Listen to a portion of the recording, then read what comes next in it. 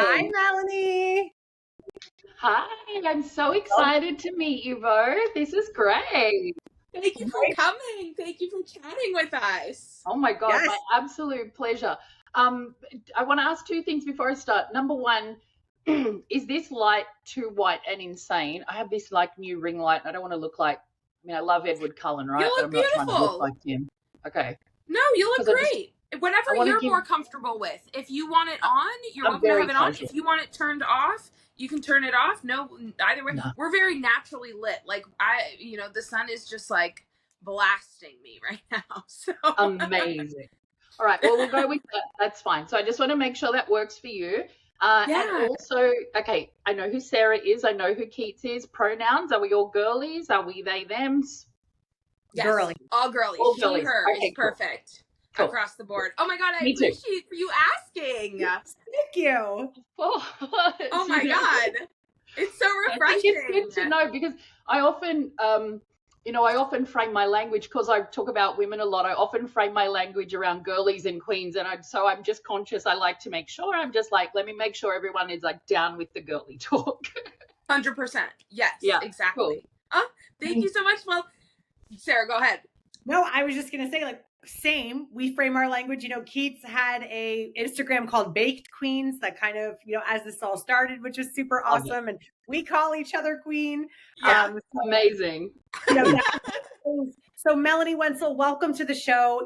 You really stuck out to me as like a badass trailblazing woman in the cannabis industry, knocking down walls and really lifting up voices of other women in the industry. When I saw Cannabis Queens come up on LinkedIn, I was like, oh my gosh. Like, I was like, we have to have her on the podcast. Like, this is incredible. So please tell us more about you and how you got started. Yeah, well, it's my favorite topic. No, I'm teasing. It's not, but I do. No, as it should be. This is the place to brag. This is the place to show, to toot your horn. Please go off. All right, go off, queen. Okay, so you can tell by my accent, although I'm going to be really honest with you, I am a cannabis girly, but I did go to an event with some industry friends last night and I had a number of wines. So I'm coming to you at 80% today. So I'm just going to do my best to keep it fresh. Okay. So I sound a little off, but you probably can hear by my voice that my accent is Australian. So I'm an Aussie. Where in Australia are you from? Brisbane on the East Coast. Oh my gosh. One of my best friends from high school was from Brisbane. Oh, yeah. Brisbane people are fabulous. Well, I'm an import. I only moved to Brisbane about 11 years ago, but I love it here. I mean, it's such a vibe. It's kind of I think it's kind of Australia's equivalent of like Austin, Texas. That like, it's that energy. So I love it here. So yeah, I'm an Aussie. I lived overseas for a long time. I was a camp counselor at a summer camp in New York 1 year. I mean, I've done all the crazy travel jobs, right? Then I moved to London. Wow. I was a nanny. I've done all the crazy stuff. So I essentially went and lived my life and came back to Australia at 27 and was like, okay, this is cool. Became a mum, which is amazing. I have an 18-year-old son, just started uni, studying journalism. Wow. I'm very proud. Like, he's awesome. Gangster as hell. And yeah, so I came back and I was a kind of a stay-at-home mum for a few years and worked out what I wanted to do. And then I was like, well, you know what? I can be sitting here in 4 years with a degree or without a degree. Let's give it a go. So I had studied film previously. So there's always this storytelling element, right? That comes through everything that I do. But I went to uni and I studied psychology, psychological science, and again, storytelling, people, their behavior. Loved it, and then found my way into the healthcare industry. And then for the past decade, I've been chipping away at, doing work that I think is meaningful, person-centered care, gender-responsive care, culturally responsive care, redesigning health systems and implementing innovative models of care. And I mean, that is my shit. That is what gets me going, right? And so, can you tell me, for those who don't know, like when you talk about something like innovative care and things like that, like what are you talking about? Like therapy? Like, are we talking about that psychological support? Like, That's such a good question. I never think to kind of articulate that. So thank you for giving me the opportunity. I'll give you an example. So when health systems are designed, they're designed, the ultimate goal is how do we serve patients who are sick and get them better so they can go on their way. And we're going to charge a fee-for-service model for that. And some of it will be government supported and some of it will be privately funded. The whole goal is when people get sick, we can look after them and move them on their way. And in principle, that's not a terrible idea. It's about caring for the unwell. What it does is it ignores human health and wellness, and that being well is not just the absence of disease or disorder, right? There's so much, the whole picture. It is thriving. It's about doing well in life and being happy and maintaining wellness. Yes. And being activated in managing your own health and wellness. So taking those ideas and then, in a health system that's well established, implementing new ideas like that will improve the health system, that will reduce the chronic disease burden. They're called innovative models of care. Actually, it's stuff we've been doing for 5,000 years, right? Like, smoking cannabis. So yes.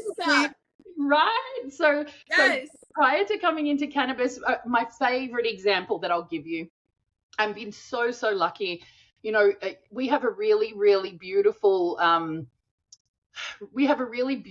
thing in Australia, and it's something that we have that's unique to the whole world. And it's that our Indigenous people in Australia, not ours in ownership, the people that whose land we live on, that was stolen from them and sovereignty was never ceded, the people who are the traditional custodians of the land, our Aboriginal people are the world's oldest continuing culture, 65,000 plus years. There is no other culture in the world that has maintained their storylines, their song lines. And they're doing it. I mean, our Aboriginal people are doing this. They now make up only 3% of the Australian population. There is so much systemic racism, systemic discrimination. There have been some hideous policies. So one of the great privileges for me in my career has been doing some work in Indigenous health.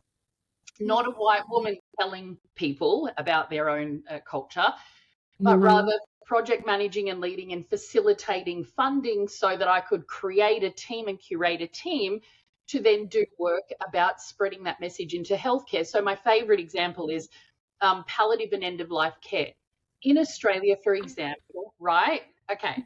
So in Australia, for example. Well, one of my best friends, her father was kind of, he was a quadriplegic for most of his life. He lost his ability mostly in his legs, I think he was a paraplegic and then eventually he became a quadriplegic. But he died when he was like in his early 70s. Like he lived a good life, and it was, he was ready, and he told everybody he was ready, and it happened the way that it happened, and I won't disclose any more than that, but that is such a key part. And especially to Indigenous communities, I have another friend of mine who does sex education specifically in Indigenous communities because they don't know about STDs, and they've been so segregated essentially from the rest of the population, and then this lack of education ends up being spread down into generations, and so those generations need to be educated. Sorry to cut you off. I just think it's such important work what you're doing. You make such a good point. And you're exactly right. So what happens is that when Indigenous communities are, and again, I'm fitting this forward with, I absolutely acknowledge, the lands of the Yagara and Turrbal people who I'm coming to you from today. I acknowledge the Bundjalung people, especially the Wiyajabal tribe, which is the specific land I grew up on. So I come to this and I say this with humility and that I know this much about, 65,000 years of knowledge. But what I will say is this, with public health messaging and with mainstream healthcare, it has never, ever in any country in the world ever considered the Indigenous knowledge that has been there forever. It hasn't been acknowledged. So we force these healthcare systems onto Indigenous communities and Indigenous peoples that don't work for them. And we've completely, in Australia particularly, actively tried to, and I'm using this with intention, breed out Indigenous knowledge. So one of the things that I got to do is run the Gwendolyn Project, which was about training hospital, hospice, and other kind of end of life setting staff to understand the importance of spiritual care for Indigenous people and to make room for it. So a quick example, in Australian hospitals during end of life care or critical care, you can only have one visitor at a time. But one person at a time doesn't travel from country to come to the hospital to visit. There are community-focused people. 10 people will come. So for 10 people to travel from country to come and visit that person who's too unwell to make it home to country, to die on country, is, we have to, that's too much friction. So you've got people, it's putting pressure on the health system because they don't know how to do it. They don't understand the importance, so you have to find ways. One of the other thing is yarning with people. And this is for any kind of person-centered care, thinking about how to speak with and create connection with someone. So literally the team were amazing. They gave these tip sheets on a poster that we hung in staff rooms. If you have an Aboriginal or Torres Strait Islander patient, here are some tips to kick off conversations. Are they wearing a footy jersey? Make fun of their team. They'll love it. They'll joke back and forward with you. And these were written by Aboriginal healthcare practitioners who understand that. So, that's a kind of a long example of telling you the kind of work I love. So those innovative, it shouldn't be innovative, but that's the kind of work I've done. So now I take all that love and I throw it at the plant. Wow. Just what I thought. You couldn't get any cooler. Yeah, literally. So can I ask about cannabis, and in that 65,000 years of, medicine being weeded out, is cannabis deep rooted in that? So interestingly, no. The first hemp seeds came to Australia on the first fleet. So Australia was colonized in 1788. And it's such an interesting time. So yes, we were colonized. Yes, there wasn't immediate enslaving of our Indigenous people because they brought slaves with them, the convicts, right? So the English sent, and I'll share, and this is actually super relevant for me. My 5 times great-grandmother and grandfather were both convicts sent to Australia. And my great times 5 grandmother, Olivia, was a badass. She was a master brewer, like a beer maker, and she robbed a pub at gunpoint. And that's how she got sent to Australia. So I'm doing some research on her at the moment because I want to write something about her. So there's all these stories, about, Australia and how it came to be. But those first hemp seeds came out with the first fleet. They're in the ship's log. And what they were used for was for sails for the ships, for the British ships, for rope, and for other industrial things, but mainly for shipping. So the other thing they used to use was flax, but they weren't sure if flax or hemp would grow better here. So that's how it started. It started with hemp seeds. Wow. That's not deeply embedded in Indigenous culture here because it was something that white man bought. But I mean, of course, bush medicine, of course, plant medicines, 65,000 years, an incredible. And we're so lucky in Australia. We have eucalyptus, tea tree, these amazing healing kind of, protect us from all the wild things in Australia. Amen. Yeah. And so okay, if that's the case, and you're absolutely right. Like I recently read a book called Braiding Sweetgrass, which is essentially Robin something is her name. I can't remember, but she essentially talks us through all of the teachings that she had growing up. But as she tried to become more educated in the colonial world, there were more people and more teachers that were like, no, this is not right. Like, why you want to study this? And she was enthralled with the colors, of yellow and purple, and why these colors always like looked so wonderful together. And, she tells some incredible stories of plant medicine. But the question that I would like to ask is, so where does cannabis fit into this? Where does Cannabis Queens fit into this? Like, as a book that you're exploring, like, I could talk about Indigenous communities until I'm blue in the face, but I also think that, like, I want to learn about where the two kind of intersect, Yeah, absolutely. Yeah. No, it's a great question. And like you, I could I could talk all day about this. You know, I get so passionate about so many things. But if we think about overarching that concept of plant medicine and bring it back to, I guess, my journey with the plant and where that connects. So on a professional level, I've done all that amazing work, very proud of it, you know, very well established in my career in mainstream healthcare. And then I got to a point only 2.5 years ago where I was recruited into cannabis for a role to run a clinic and dispensary. I accepted the role. I lasted there 3 months, and I'll share with you a little bit about our industry. But ultimately, we have some really great players, and we have some really, really not great players. And it was a not great player. But 3 months there, I got to know industry. I got to understand. I got to make my network. So that was my first foray. So professionally, I came in 2.5 years ago, but off the back of project management, ops management, all the stuff we've spoken about. Personally, I'm 45 this year, and I love saying that the plant and I are having our 30-year anniversary, because when I know, isn't it cute? I need to get a cake or something. Oh my God, I love that. Yeah, you know, because we have to think about our relationship with the plant. It is exactly that. It's a relationship, and it waxes and wanes throughout our life. You know, it's not always the most present relationship. Sometimes we really need it. Sometimes it's just not right for us for different reasons, you know, emotional, physical, social reasons, contextual reasons. All of that is okay. But the relationship with the plant doesn't go away. Once you know it, you know it.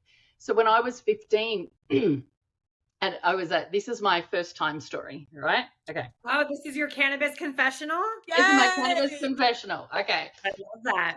So I was 15, and I grew up in the north coast of New South Wales, which is like, it's cool. It's actually, the village that I grew up quite near is Nimbin, which is Australia's cannabis, like, Aquarius Festival capital. Like, it's the OG cannabis culture in Australia. So I grew up in a village about half an hour from there, and it's, you know, it's a cool spot. But when I was in high school, my 3 best friends were guys. We were all randomly in army cadets together, right? We used to get amongst nature, and we were at a house party. I would have been in year 10, early year 10. And we're at a house party, and this kind of slightly older friend of ours, not much older, like a year older than us, he came over, and he was like, hey, you four. And I was like, oh, yeah, what's up, Kevin? And he was like, do you want to try some weed? And the 3 guys were like, oh, I don't know. I was like, let's go. Come on, guys. And so I was in. I was not letting this pass up. I was so into it. No hesitation. Just no hesitation. Did you have no preconceived notions? Parents never said it's bad? Never? No. I was really, like, by the time I was 15, I was already, like, you know, drinking beers in paddocks, you know, like at parties. You know what I mean? Like, I wasn't like the good girl, right? I was a good girl. I wasn't like the good girl. So, you know, you can imagine running around in the kind of... We all align, I think, with that. Yeah. Okay. For sure. To me, we're not breaking the law, but we know how to be cool. Yeah. Yeah. Exactly. So we went, and he goes, okay, cool. He goes, just go cut a bit of hose off the hose. And I was like, oh, how much? He's like, 15 centimeters. I was like, all right. And he goes to one of the guys, go get some tin foil from the kitchen. And he goes, how much? And he goes, just about this much. And I was like, all right, you go do that.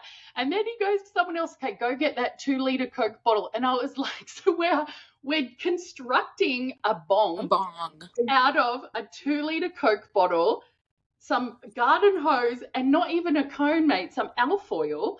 And then we go and we get in this storm drain just outside the house party. and you know what? It was literally the funnest, funniest, safest, most supported, silly, great experience, because I was with friends I trusted. You know, I didn't overindulge. You know, Kevin wasn't one of these absolute knobs who's like, oh no, smoke more, and tries to ruin you. It was genuinely a warm introduction to the plant. Oh my God, I love that. Looking out for a friend. Yeah. I love that. Yeah. So how nice is that? And there aren't a lot of experiences that get to be that way. And I think even with like in legal markets with adults, like, you know, I hear of stories like my dad, when we were all hanging out a few summers ago, maybe, he took a gummy and he was giggling for, you know, 25, 30 minutes. And then he was like, okay, I got to go to bed. And he slept for like 17 hours and that was it. Sounds and like me, kindred spirits, mate. Kindred spirits. Yeah, like, but I think that, like, you've also got the opposite end of the spectrum, which is, you know, not so negative, like, or not so positive, greening out and, you know, kind of really traumatic experiences. And I think that can really turn you away and also, you know, bring about stigmas and bring about other beliefs. And so, you know, getting a warm introduction, I think, really sets you up for success for the future, you know, where you can see the benefits and you're also anticipating, you know what to anticipate. Well, do you know that? And that's why I have to give kudos to you two, because what you are doing is God's work, mate. Like, I promise you, I have such respect and regard for all of the people who speak openly about cannabis, legal markets and not. All of the people who educate about cannabis and education. I mean, my professional background, all that stuff I did, that's a lot of medical education. So I am very well versed in how to train and coach healthcare professionals. But, you know, it's such a shame when that's someone's only definition of education in this space. It is such a spectrum, and you have to educate, speak, and write in service to your audience. Your audience is different. It doesn't have to be, but your audience is different from someone who, you know, maybe is an extreme connoisseur and they want, you know, really detailed information, or from a scientist or from a clinician who's looking for a prescribing protocol. So if we don't position ourselves along this beautiful continuum of education and awareness providers, we are doing a disservice. And that is why I have such respect for what you do. Such respect for what so many people do. And have a look. I mean, I love men, right? I love all the genders, but have a look who has the most podcasts, the most engaging podcast, the most collaborative podcast, does the most. It's women. It is women. And, you know, I really believe there's a golden thread that runs back through time. And I speak about this often, where when women, people, but when women and anyone who identifies as communes with the plant, and even if you are not a consumer, communing with the plant can be educating, working with it as your career. It can be everything from growing to knowing, whatever. When we come together, we sit on this golden thread, this timeline that runs back 5,000 years, and we are drawing on our female ancestors who educated, who sat with the plant, who spoke about it. When you, and I know I'm just so excited, but I have one more thing to say. Can't stop. So the other thing that I love, and it's a gender difference again, and I am interested in, you know, I guess if you had to classify, like, you know, what is my area of interest in cannabis, it's kind of cannabis gender studies, right? It's interesting to pull that apart, and with love and respect for all the genders, I only report on things that are reported to me and things that I notice and observe, and through my research. The thing that I love to acknowledge with women is when you get high with guys,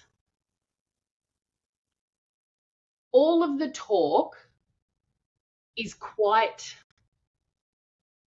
objective and metrics focused. What's the key percentage? How high do I feel? Not even how high do I feel, how high am I? How out of my head am I? How big are the buds? What is the trite coverage like? How does this compare? It's all about the metrics of the plant, which is very important, especially in industry. But when you consume with women, mate, how do we create more education? How do we save the world? We should invite this one over. This one said this week. I feel like she's feeling left out.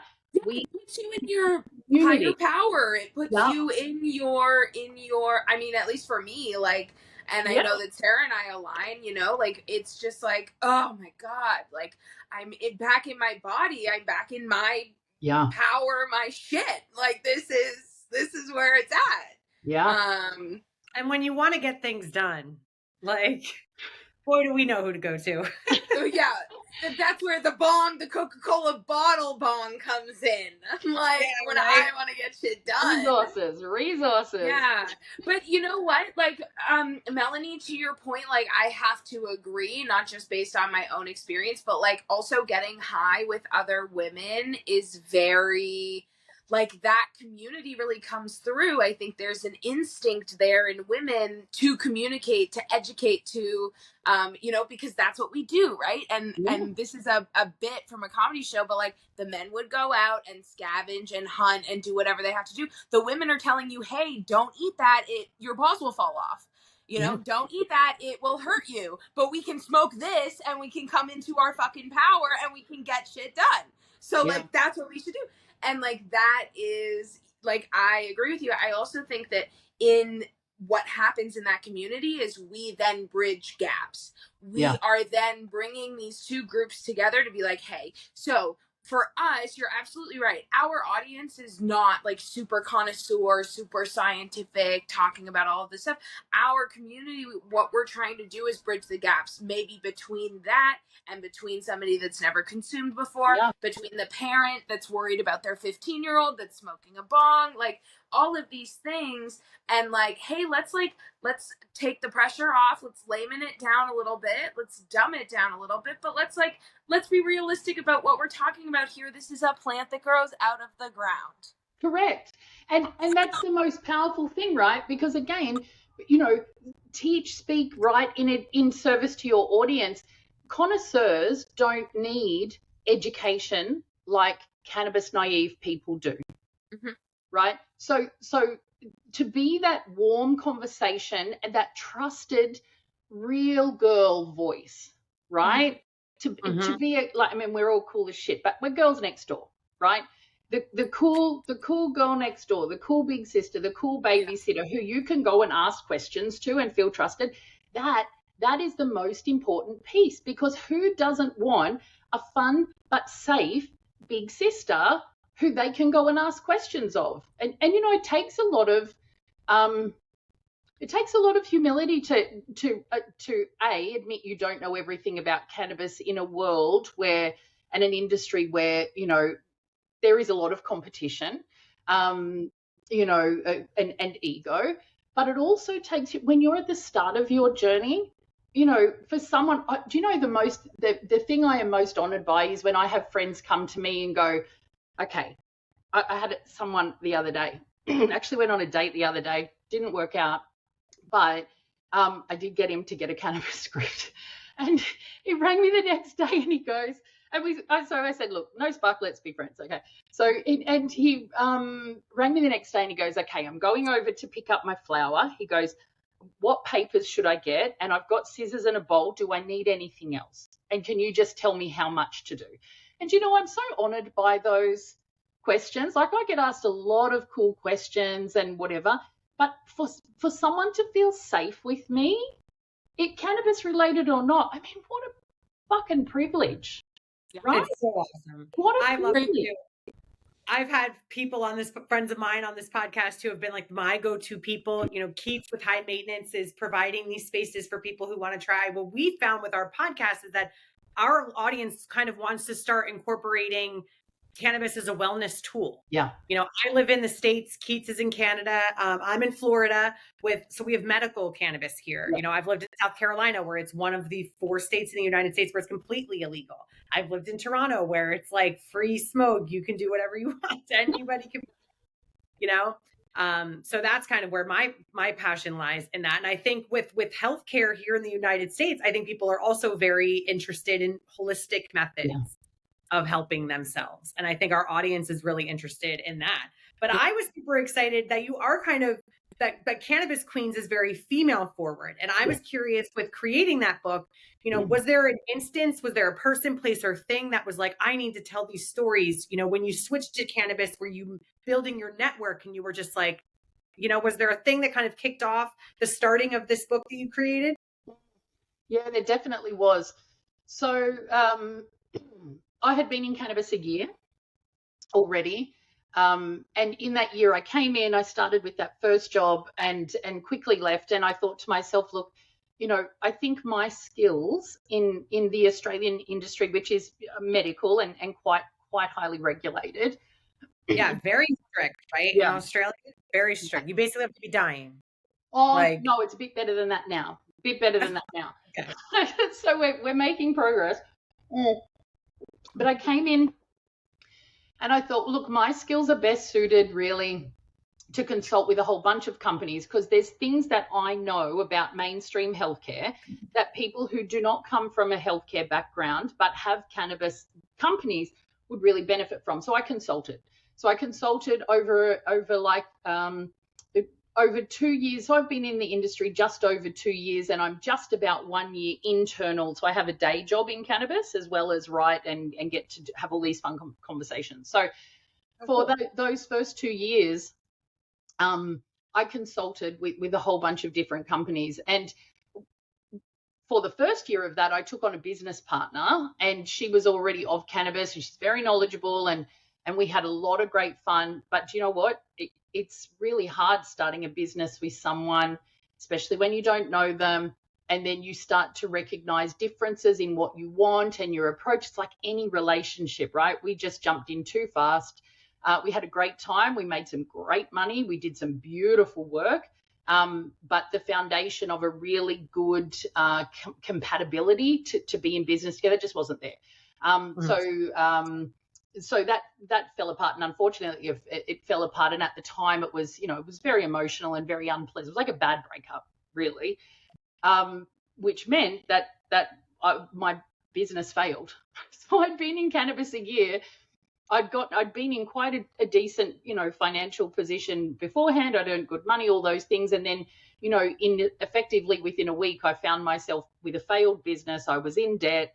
I had, this interpersonal stuff to deal with. I had to cancel major contracts. So there was reputational damage. And I had that, I call it my cannabis crisis of confidence.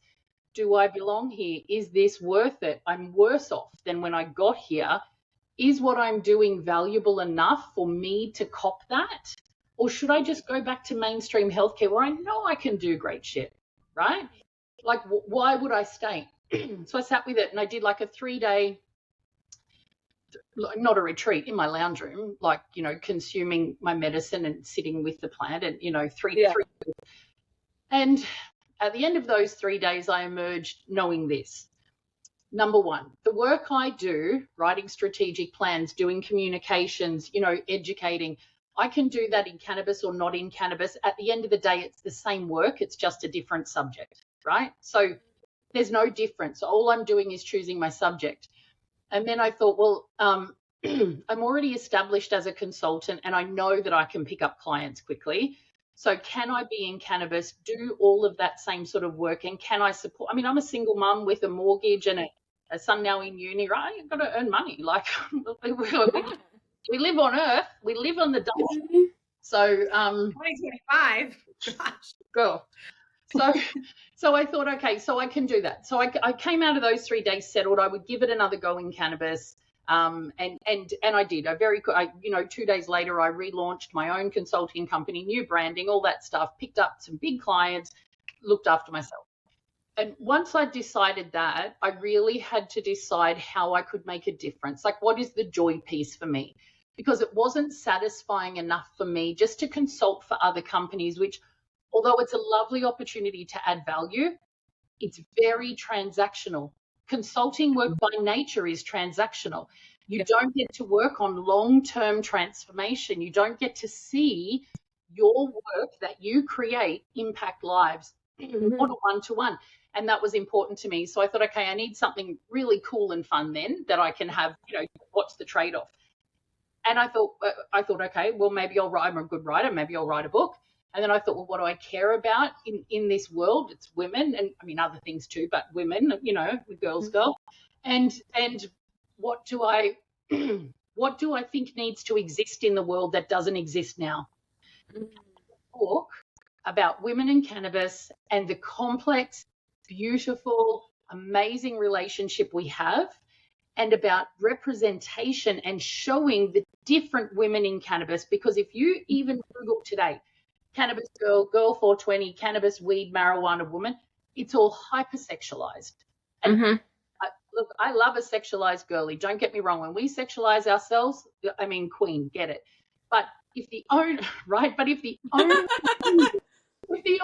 thing that people think of when they think of woman in cannabis is a girl ripping dabs in her knickers, like, that's not right, because everyone I had been working with was scientists, CEOs, professors, educators, activists. So it was about representation. It was about something for me. And it was about a way that I felt I could move the needle and have some impact. And you know what? I think I did it. I'm so proud of it. I think you did it too. Bravo. I think that, like, it really is, like, an incredible niche that you've hit. And, like, not just being in the cannabis industry and not just being a woman in cannabis, but really making sure that, yeah, that intersection isn't just understood, but appreciated, because it really is an incredible space to be in. I mean, it's one of the reasons why Sarah and I have this show, is because these were common themes of friendship and camaraderie and community and feeling like somebody is supporting you and there for you. And fuck, we both love to get high. Like, what do you mean? What do you mean? They're cool as hell. And also taking care of our social and emotional and physical wellness at the same time.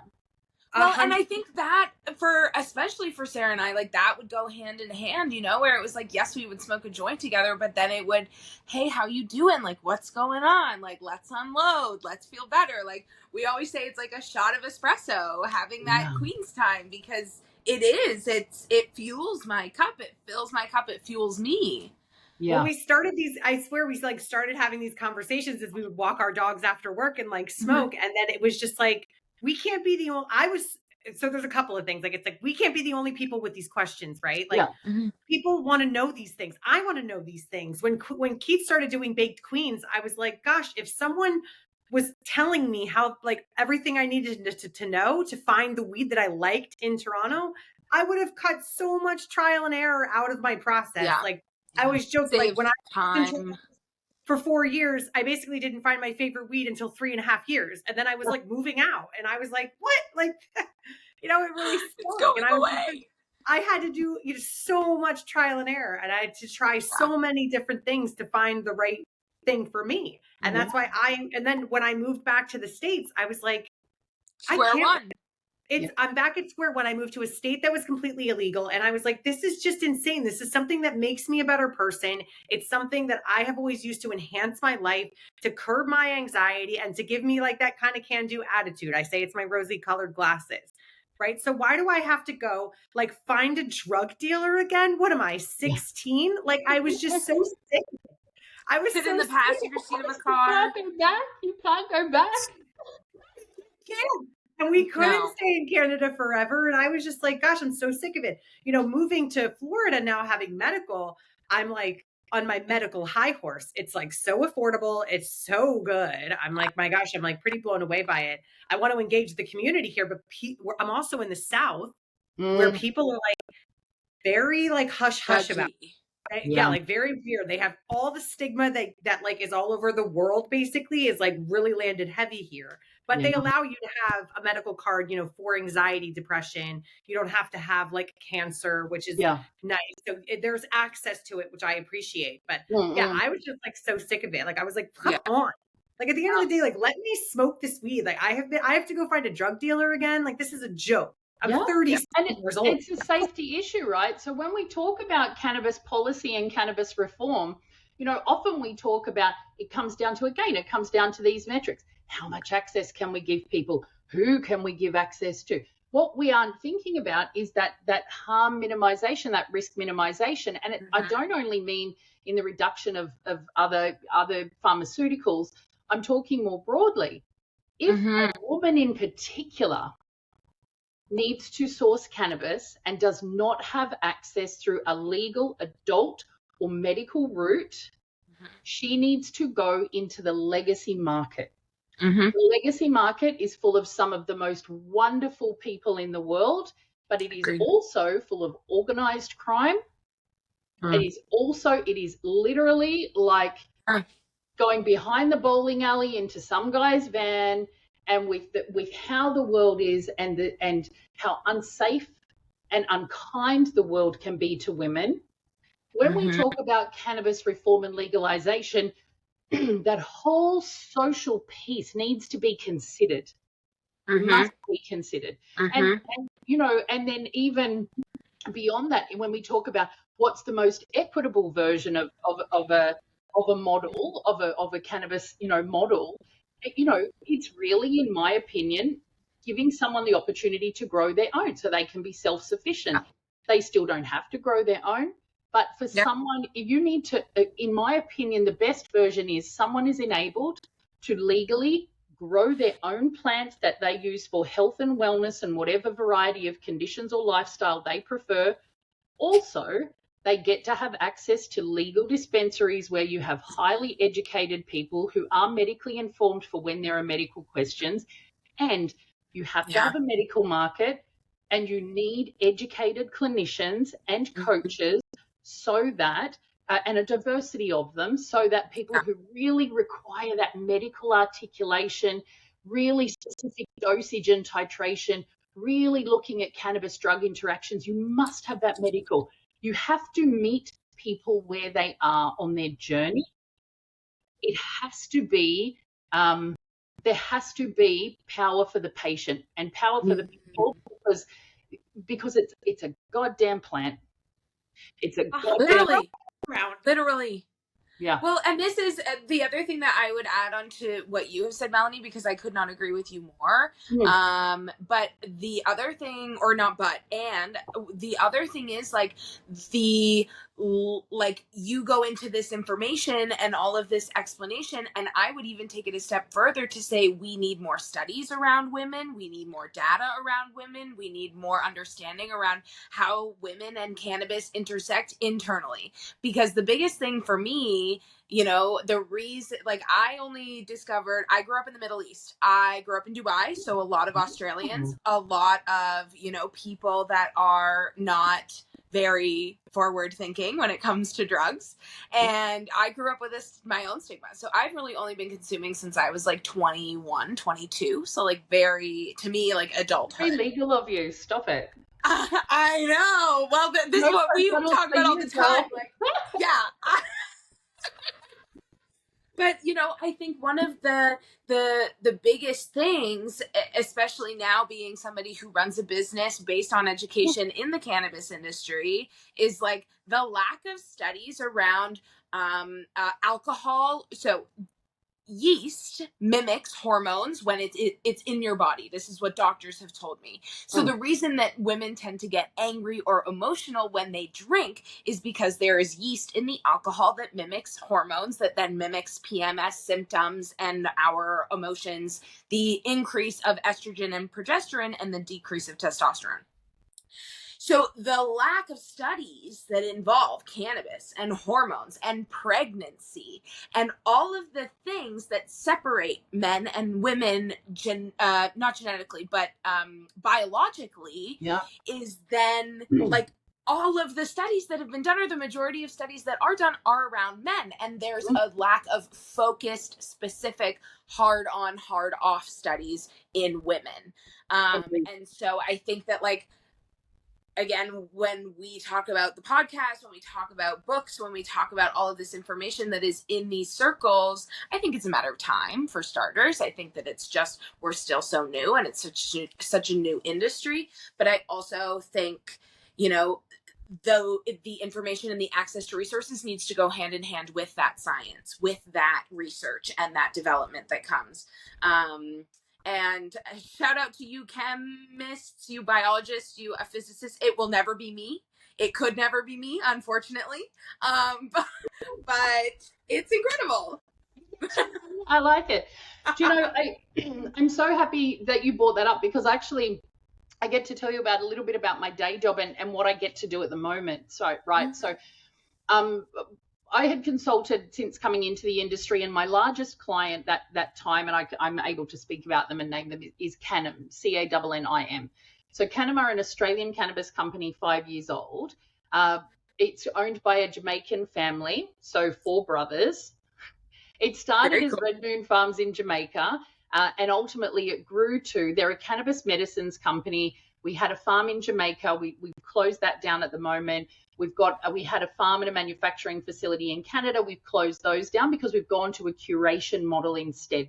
There's already amazing cannabis being grown. So us understanding the markets and working in Australia, New Zealand, Germany, the UK, Canada, and Jamaica, a curation model is better, right? So we're a cannabis medicines company, but so they were my largest client. I helped them open clinics in the UK, the US, do all that kind of stuff. So I actually love the US market because I've spent months and months and months researching state by state, like, you know, all the nitty gritty. It's my favorite. It's like what I geek out on. If I was on like a game show, that would be my topic, right? Cannabis legislation. US cannabis legislation, the do's and don'ts. Yeah. I don't know if I'd win the game show, but I'd give it a good crack. So that's good. That's nice. That's a cannabis company I had been consulting. What was really interesting for me about them and why I came internal is because they've got this amazing research portfolio. So with cannabis research, it either needs to be, you know, someone needs to pay for it. It's not cheap to run research. And then you've got the spectrum of research where you go from like an observational trial through to like, you know, right through to like a randomized control trial, double all the whatever. I'm not a full-time academic, you know. I'm sure someone else can, you know, explain this much better. But what Cannim do, and the reason that I really love working there, and I'm their healthcare strategy lead, is they invest in research. So I recently, over the past few months, have gotten to inherit 2 cannabis and women's health studies that I oversee and project manage. Yay! So cool. So oh my gosh, what are the studies? Yeah, so one is around primary dysmenorrhea, which is period pain, and one is around menopause and sleep disturbance. So, and that covers, so we're going the PD study, the period pain studies for women 20 and above who experience period pain without an underlying diagnosis like endometriosis. The menopause study is for women aged 45 to 65 from perimenopause right through to postmenopause. It measures, you know, sleep disturbance, getting to sleep and staying asleep, and then a whole range of other menopausal symptoms. So at the moment, so we work with unis around the world. We have other studies, but these are the 2 I oversee. And we work with Nickham Health Research Institute in Australia at Western Sydney Uni, and their Director of Research is such a dear friend of mine. You would love him, Professor Mike Armour. He's Australia's leading cannabis researcher, really. So I get to work with him and this amazing team. And so we have both of these trials running at the moment. So a lot of what I do is recruit women to participate in these trials. We've got 12 months of data on the PD study, and we're just considering extending that. And this menopause study we just started a few weeks ago. So I am literally getting to run cannabis and women's health research. Wow. Crazy, right? Oh my God. So, okay. Global scale, or is it just Australia? Those ones are Australian studies, but we have ethics approval for about 7 more studies that are global, and we're going to be doing some work with University of Southern Florida, there you go, Uni of Birmingham in the UK, and we've got a few other affiliations as well. So yeah, global research, a portfolio, but these 2 Australian studies are the big focus right now. Wow. Okay, well, we'll have to get our hands on them when they are published, when there's public distribution, like, because I would really love to read about both of those studies, particularly for my mom. My mom is like past the point of menopause, where she's in like deep into it. But you know, it's funny because we've ended up talking so much about you know, how she's using HRT, and she loves using HRT. She loves talking about it. But it's such an interesting thing. And so I love that. And then endo we had somebody, her name is Antoinette Gomez, but she did, suppositories. So, vaginal suppositories, cannabis, high CBD infusions, like absolutely incredible. So cool. Yeah, so exciting. Well, it's so good. And that's the outcome, right? When we study women and whether it's just like, whether it's an observational study with, so we use one project formulary and then, but the doctors can prescribe whatever is right for that woman and her particular symptoms and lifestyle choices. Okay. So in that sense, it's an observational study and we get different results. But the best thing about those observational studies is that so much of the research and so much of the feedback is qualitative. So we understand when a woman comes and says, I need to be more discreet. So consuming flour is not for me because I have young children and they'll smell it. Not that that should be a problem, not according to me, but for some people that is a choice. Or I come from a very conservative town. I really need this to be discreet. Or I need to be able to top up in the middle of the day without being absent from my work because I work somewhere quite visible. So that person, then you would go, okay, so me personally, I would go straight to a live rosin vape, right? Going to get the job done, keep you functional, X, Y, Z. So by understanding what works for women, a woman who, you know, is having period pain and goes, I really need a combination of things. So I can take the NSAIDs like the Nurofen or the, you know, non-steroidal anti-inflammatory stuff from over the counter or Tylenol or whatever. I can take that, but it doesn't actually address the core issue. My thighs still ache with period pain. I still get pain in my hips. Well, what about if we do a topical on the thighs? Let's do a transdermal patch on the back of your hips. Let's do the rosin vape for immediate breakthrough pain, but let's give you a baseline from all sides so that we can bring down that inflammation and also bring down that anxiety that comes with the stress of pain. So all of this research that we do, and even informal research, when we have conversations like this or when we speak, like when you speak to your mum, right? Understanding what women want is how we design products, format and formulations that work for women, because women, as you know, are now the largest consumers of cannabis in the US. Well done, girlies. Love that. You're really contributing. I'm so grateful. You do your bit. You know, so that's how we end up with cannabis products that are fit for purpose for women. And because we have that lens, it's not a man's, you know, fault that he doesn't understand that a vaginal suppository that's made on shea butter that will dissolve in 10 minutes, you know, when the kids are watching Bluey and you quickly need it. I don't know if you guys know what Bluey is. We do. So Bluey is set in Brisbane, just up the road from my house. So there you go. There you go. So Bluey and vag suppositories all at once. But that's my point, is that unless we talk to each other, unless we ask these questions, unless we do the research, how are we ever going to know what women want? How are we ever going to design products for the female lens, for the female gaze, for the female body, and for the female experience if we don't fucking ask women what they want? Yeah. I think it's so incredibly important. Like when you were just mentioning, you know, like a patch for this, a topical for this, I was like, well, wouldn't that be nice? You know what I mean? At the end of the day, literally, wouldn't that be nice? It's like, you're going to have, like, where could you go to have all that access to all that and have it be a natural, holistic product instead of going on like a prescription drug, you know, instead of putting chemical like Bengay all over you or Go Ice or whatever athletes use. This is like natural, from the earth option that works. There's research. There's so much research being paid for to be able to tell those stories. And that's what I think is like so incredibly important and so freaking awesome, because that's what we have to do. We have to highlight these things. You know, there's so many options in the healthcare system, like for healthcare, for overall wellness, using this plant. I mean, again, so I had a question about female aspects, but are there any issues that you find in the cannabis space that are like specific to women? I guess, is it just the lack of representation, the lack of the specificity towards the female gaze? Is that it's a really good question. So when I wrote Cannabis Queens, I just actually have it right here to show you. When I do a collaboration, we're going to have to do some type of giveaway, but like let's do it. We'll hook it up. So the reason I want to show you this, right, is because a big part of where I started was I actually started the book with the Cannabis Queens survey. That was my first piece. I did a global survey. I released it on LinkedIn. It was for anyone who identifies as a woman anywhere in the world who works in the cannabis industry in any way, paid or unpaid, right? That was the scope.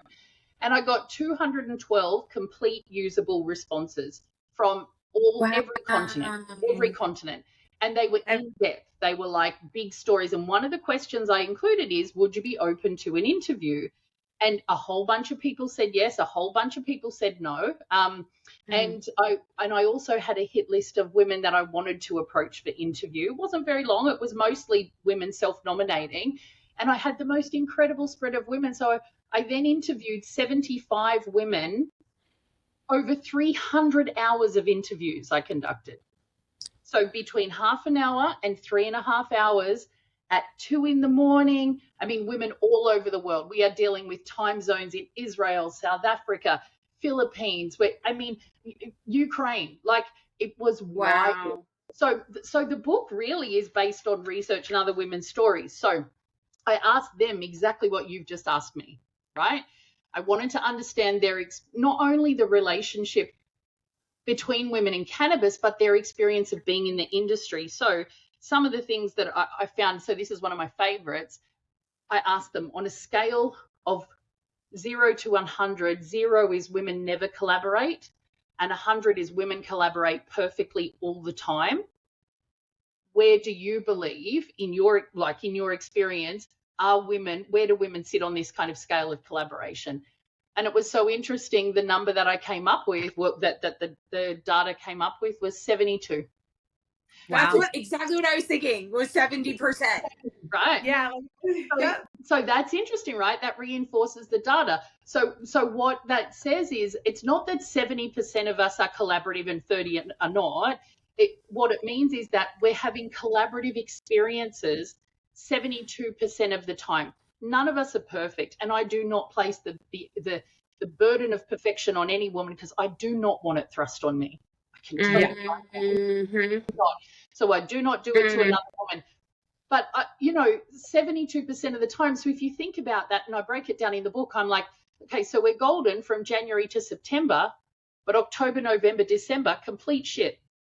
So I was like, oh, okay, when you start thinking about it like that, and then if you break it down into hours in the day and you go, okay, so if there's that many hours in the day and we're kind of getting, this much collaboration. And then I had a look at some of the outliers, and one of the queens who responded was having collaborative experiences 5% of the time and having competitive experiences with other women 95% of the time. Wow. And regardless of where that came from, and regardless of, her story is valid. That is her experience. Totally. And it doesn't mean that she's, a raging cow. It could mean she's in a really difficult work environment. It could mean that she doesn't have access to a community of women. So I looked at all of those different situations. I do think we overall in the cannabis industry are having the most beautiful collaborative and community-based experiences when we have them. But I do think we need to seek them out, or we need to invite other women into them. So you cannot keep me out of a women's group, mate. I mean, we are Jane in Missouri. I'm on the other side of the world. I'm in Americans for Safe Access. I'm in everything. You cannot keep me.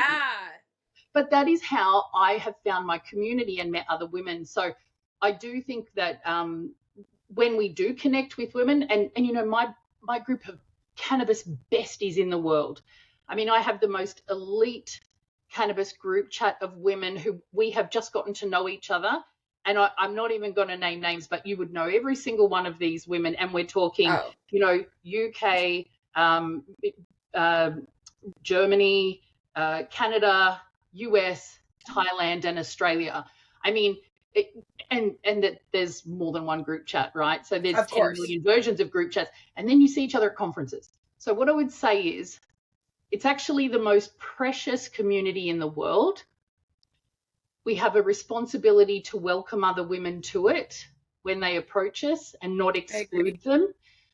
and not place the burden of perfection on them, but it also requires investment of time.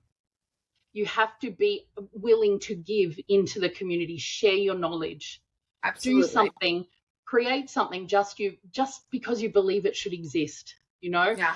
And what that does is it protects us from the stats that in my research, 60% of the women surveyed experience gender-based discrimination in the workplace or while working, including conferences. Events are treacherous for women in cannabis, and 40% of us experience gender-based abuse, verbal, physical, sexual, financial, predatory behavior.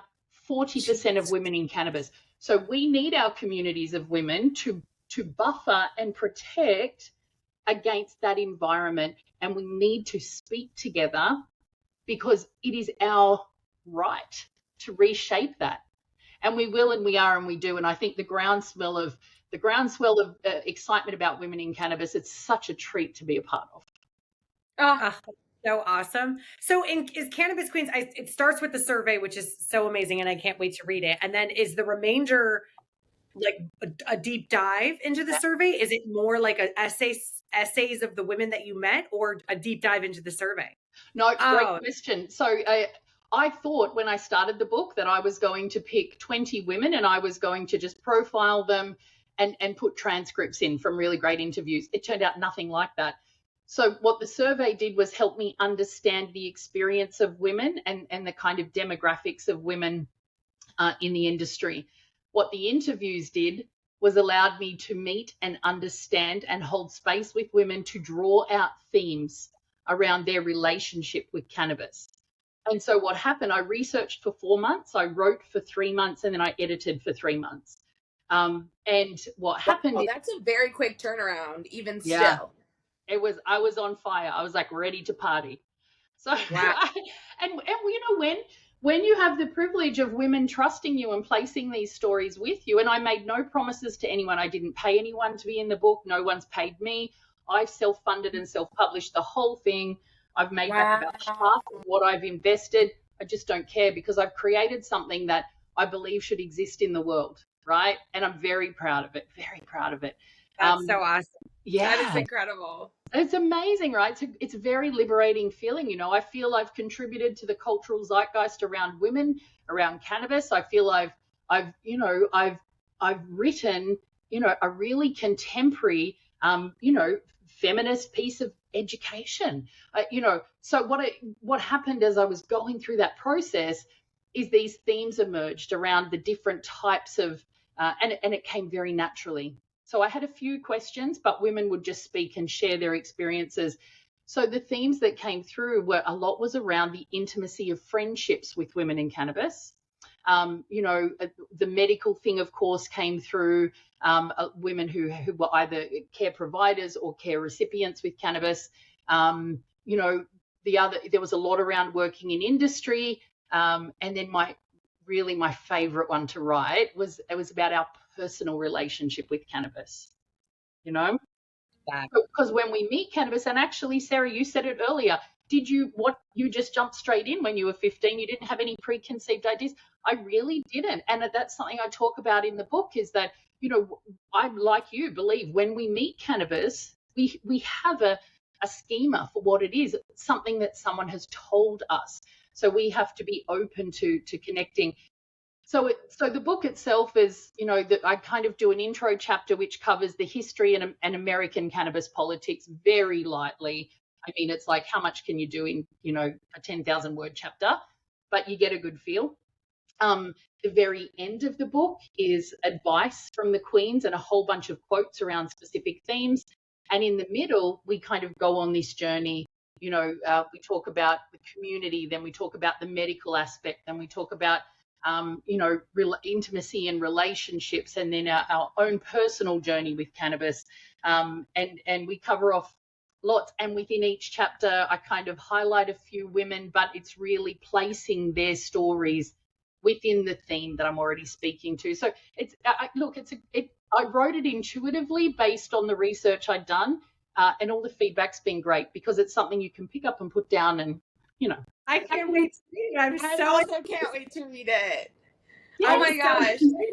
So Melanie, before we wrap, we have a couple recurring segments that we like to do. So cool. First we have a weed you rather, and I think we have one or two, maybe three. I don't know. How many do we have, Sarah? Well, so question, Melanie, do you consume? Yes. Are you currently? Yes, okay. I do. Yeah, absolutely. So I'm a medically prescribed patient in Australia. Okay. But as I've shared, I've always had a relationship with the plant. So yes, I absolutely consume. And what's your preferred method of consumption? Yeah, so I really love that question. For me, look, yeah, I should say, as a medical educator in the cannabis space, that quality of use of medicine, indicates we should be using a dry herb vaporizer. What I will say to you is that you're asking me personally about my consumption methods, and you wouldn't catch me dead using a vaporizer, because it's just not the experience for me. Because so for me, a joint has always been my go-to, because it's not just about the effects of the joint. It's actually about the social piece that comes around with that. Mm-hmm. So for me, it's a joint, but I have over the past couple of years become very fond of resin vape carts, especially like a rosin or a resin, but a live resin vape cart for me, built off really high quality flower, because it's the most functional high. It's the cleanest, and it's really like a way of, drawing the real essence out of the flower and having that in a way that it's probably a bit more contemporary and suited to a modern professional woman's lifestyle. But yes, absolutely. Absolutely. That's our favorite method too. Like there's nothing like smoking joints. And it's also like, it's not going to get you the highest. Like you can do dabs, you can rip bongs, you can do whatever, but smoking a joint is smoking a joint. It's an art. It's an art form. It is, you're right. The social aspect, I love, it's us too. Yeah. We're aligned. So then I'll ask you, would you rather have a personal joint roller or unlimited free weed? Well, what kind of cannabis are we talking? Because if you're talking like rubbish, dry old shake that someone else... No, I'll say of your choice. Unlimited your choice. Okay. Number two. Because I learned long ago that rolling a joint was not my skill set. So thank God for the paper cones, because now, I'm a cone girly too. I love cones. They're the best. Why are we making it hard for ourselves? And okay, this is the other thing. I was talking about this. So when you have I don't often wear acrylics, right? When you have a set of acrylics on, and if you are someone that prefers to roll, it's a barrier. It's a gender-based barrier to being able to consume that medicine. So cones are great for women who have a set of nails, who, need to roll. So again, think about the female lens on every single thing. Apply that female lens to every single part of the cannabis process ecosystem. I love that. Yeah, cones. I'd have myself a nice flat one that I could just stuff my cones with. Yeah. My thing is I only learned to roll like really thick joints, and I can roll blunts really well, and I roll but if I roll a joint with paper, I end up it really genuinely, it looks like this thick ass bullet. And I just that's also not, that is a lot to be smoking, I find. And it's my roommate rolls the perfect joint. She's a professional roller. She could roll till her, if her life depended on it, she would roll the best joints. She does roll the best joints. But I'm with you where people are like, oh, it takes the same amount of time. I'm like, maybe that's the case, but my fingers aren't nimble like that. I'm not comfortable doing that. Heaven forbid I have acrylic nails on. No, I'm good. I'm going to stuff my cone. Yeah. I mean, unlimited free weed would help me financially in a significant way. But I will say my husband and I sometimes were so who's gonna pack the cone? Oh. like, so are you or me? Like, we get lazy with it. Yeah. We just need to like have like a packing party. Oh, just like, that's fun. You can do that. Yeah, that's fun. I like that. I like that. Yeah, that's usually what I do. That's so good. Melanie, thank you so much for your time. Thank you so much for coming on the show. Thank you for talking us through all your incredible knowledge and wisdom. And you guys, if you haven't already, please check out Cannabis Queens, available at www.cannabisqueens.world. I sell it directly. I sign them, put a little message, hand wrap them in love heart tissue paper, and post them from Australia. So it's very personal. Oh my God, I love that. Is Pot for the People you as well? No, that's my very good friend Angie Roulier. So she is another really amazing cannabis author, and she was very supportive of me in my writing process, and we just look after each other and celebrate each other's work. So Cannabis Queens is my cannabis book. I have written chapters in other books, and it's always about, girl power stuff, but Cannabis Queens is the literary love of my life. Oh, I love that. Oh my gosh. Melanie, thank you so much for, coming on and for chatting to us, and our listeners are going to love this. Oh, I had such a blast. You two are amazing. Thank you for the work you do. Like, how fun. And also, my God, we have to do this again. Yes. Recording, not recording, consuming 100%. I love your whole energy, and I am so grateful that you have held space for me today to be able to which I love. Absolutely. Always holding space for queens. Pleasure's ours. Always.